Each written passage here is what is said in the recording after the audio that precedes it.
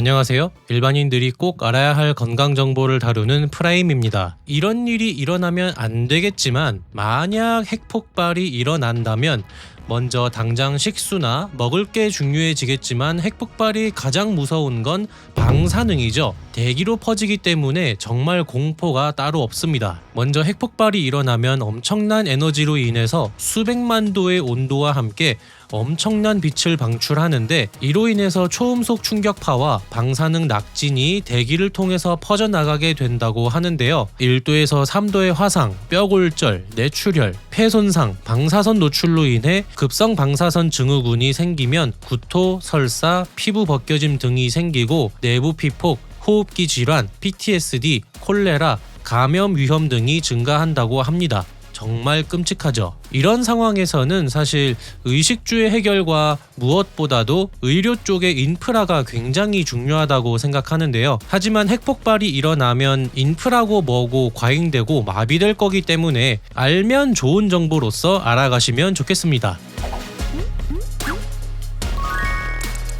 핵폭발 후에 24시간 이내에 드시면 좋은 게 있다고 합니다. 그건 바로 요오드입니다. 정확하게는 요오드와 칼륨인데요. 예전에 2011년 일본 원전 사고 때 해독제로서 요오드제를 찾는 사람들이 많았다고 합니다. 요오드는 할로젠족 7족 원소이고 상온에서 회색빛을 띠는 결정 형태의 고체인데요. 생물학적으로 필수적인 원소로 사람의 갑상선 기능과 관련이 깊다고 합니다. 핵폭발 후에는 방사능 요오드가 대기 중에 방출돼서 호흡이나 음식물을 통해 체내에 흡수될 수 있는데, 이때 요오드와 칼륨을 복용하면 비방사성 요오드가 갑상선에 먼저 축적돼서 방사성 요오드의 흡수를 억제하고 소변으로 배출되도록 도와준다고 합니다. 방사능이 노출되었을 때 가장 고위험군은 유아 및 소아, 인부 및 수유 부위고요. 방사성 노출 전후 1시간에서 2시간 이내의 권장 용량으로 복용하시는 게 가장 좋고, 방사성 요오드 노출에 의한 갑상선 암 발생 위험성을 감소시키거나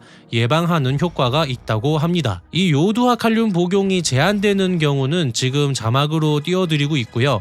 설사, 구토, 위경련 등의 약한 소화기 장애가 있을 수 있어서 식사 직후에 복용하시면 되는데, 이 외에 과민 반응, 피부 발진, 불규칙성 심박동 등이 발생할 수 있다고 합니다. 사실 이 성분은 지금 우리가 약국에서 구매할 수 없는 성분이에요. 미국에는 FDA에서 허가한 정제, 액제 형태의 제제가 있는데요. 한국에서는 시오단정, 휴온스 요오드정이 생산되었었지만 지금은 사장됐다고 하네요. 한국원자력의학원 관계자의 말에 따르면 진짜 실제로 방사능 누출로 인해서 피폭 우려가 있을 때 드시는 거지, 아무런 위험이 없는데 오남용하게 되면 열흘 동안 1700mg 용량을 초과할 경우에는 중독 증상을 동반한 염증 같은 게 생길 수 있다고 하니까 상시 드시는 건 아니죠. 일반적으로 국내에는 원전 주변의 방사능 방제 대책에 따라서 병원들이 요오드와 칼륨을 이미 구비를 하고 있는 상태라고 해요. 근데 이 양이 얼마나 되는지 모르기 때문에 실제로 방사능 피폭 우려가 있는 경우에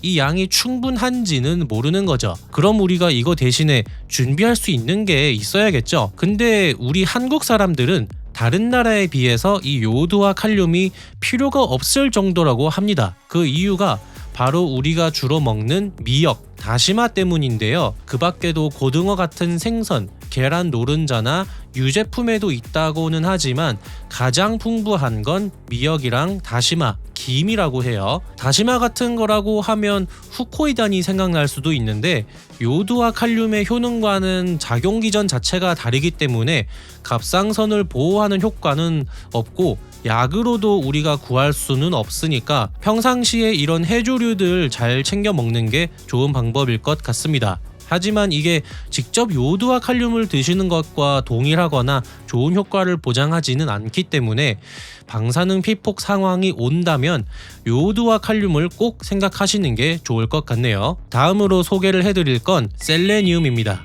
인제대학교 재난관리학과의 한 논문 내용을 참조했는데요. 셀레니움은 항산화 효소인 글루타티온 퍼옥시다제의 활성 성분으로 작용하며 방사선에 의해 생성되는 활성산소종을 제거하고 세포 손상을 방지해주고 DNA 손상도 방지해준다고 합니다. 이 그림을 보시면 A가 Unirradiation Normal Control, 방사선을 쬐지 않은 거, B는 Irradiation Control, 방사선을 쬐는 거, C가 Unirradiation Selenium, 셀레니움을 투여하고 방사선을 쬐지 않은 거, D가 Irradiation Selenium, 이게 셀레디움을 투여하고 방사선을 쬐는 거예요. 논문 내용에 따르면 셀레니움이 없는 군에서는 소포의 형태를 이루는 상피층의 파괴가 심하여 소포의 형태를 상실하고 상피세포가 불규칙적인 배열을 보이고 교질도 전반적으로 소실되어 있다. 그림의 A랑 B를 말하는 건데 이거는 일반인이 봐도 다 손상이 된 게 보이죠? 근데 셀레니움을 투여한 군, 그림으로 C와 D 얘기하는 거고요.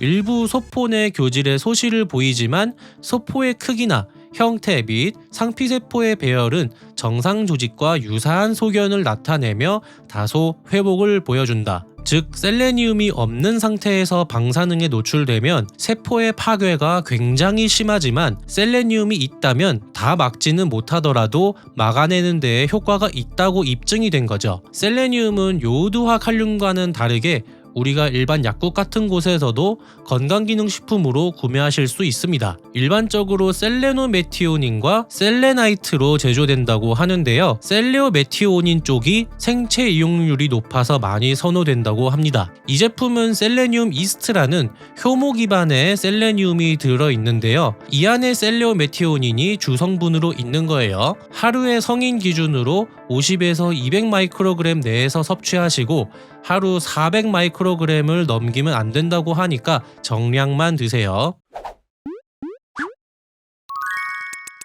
이거 말고도 그 밖에 비타민 C, D, 아연 같은 영양제들이 세포 손상 방지나 감염 예방, 면역력 강화에 도움이 된다고 하니까 자주 챙겨 드시면 좋을 것 같습니다. 왜냐하면 핵폭발이 일어나게 되면은 화상 환자도 많을 거고 그리고 피부가 벗겨지는 현상이 아주 많이 일어날 거니까 감염 위험이 아주 심하죠. 오늘 영상은 여기까지고요. 저는 또 유익한 영상으로 찾아뵙도록 하겠습니다. 감사합니다.